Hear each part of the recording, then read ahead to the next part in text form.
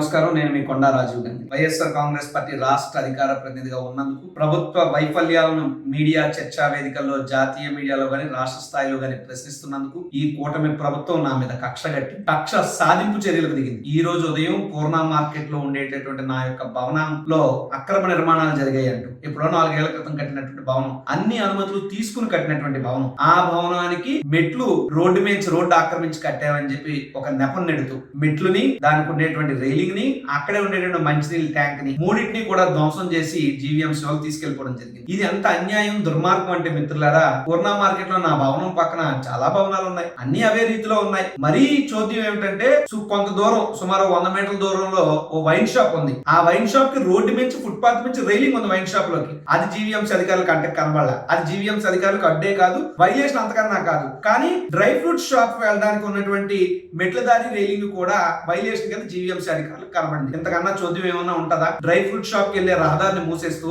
Wine shop కి వెళ్లే రహదారిని తెరుస్తున్నారంటే ఏం జరుగుతుంది ఈ కూటమి ప్రభుత్వంలో అని నేను అడుగుతున్నా. అదే విధంగా కనీసం కేవలం ప్రభుత్వ వైఫల్యాన్ని ప్రశ్నించినంత మాత్రాన్ని ఇంత కక్ష కట్టాలా? గడిచినటువంటి 5 ఏళ్ల కాలంలో మేమే అధికారంలో ఉన్నాం కదా. ఈ విశాఖ దక్షిణ నియోజకవర్గంలో, ఈ పూర్ణ మార్కెట్ ప్రాంతంలో ఎవరిని కూడా ఏ రోజు నేను వ్యక్తిగతంగా విమర్శించలేదు, వ్యక్తిగతంగా దాడులు చేయలేదు, వ్యక్తిగతంగా వాళ్ళ యొక్క ఆర్థిక మూలాలను నేను టచ్ చేయలేదు. ఎందుకంటే రాజకీయాలు అనేటువంటి ఎన్నికల వరకే ఉండాలి. ఎన్నికల ఫలితాల తర్వాత అధికారంలో ఉన్న వాళ్ళు ప్రజాసేవ చేయాలి. అధికారంలో ఉన్న వాళ్ళు ప్రజాసేవ చేయడం లేని పొరపాటు జరిగితే ప్రతిపక్షం నిలదీయాలి. ఇది ప్రజాస్వామ్యం యొక్క వ్యవస్థ. కానీ ఈ రోజు లైన్ క్రాస్ చేసి నా మీద వ్యక్తిగతంగా దాడి జరిగింది. వ్యక్తిగతంగా నా యొక్క ఆర్థిక మూలాలను నెలకొచ్చే 30-40 వేలు కూడా పొలగట్టాలనేటువంటి దురుద్దేశంతో అధికారులు అత్యుత్సాహం ప్రదర్శించి ఇంత ఇబ్బంది పెడుతున్నారు. మీరు ఫోటోల్లో చూడొచ్చు మిత్రులారా. కావాలంటే బడ్డీలు ఏ విధంగా కాలువల పెట్టారో, ఏ విధంగా మిగతా చోట్ల ఆక్రమణలు జరిగినాయో, ఏ విధంగా మిగతా షాపులు మెట్లు పెట్టి రైలింగ్లు పెట్టారో, వాళ్ళ ఎవ్వరి మీద లేనటువంటి చర్యలు ఒక్క రాజీవ్ గాంధీ మీదే ఎందుకు అని నేను అడుగుతున్నా. పూర్ణ మార్కెట్ అనేటువంటిది ఏమి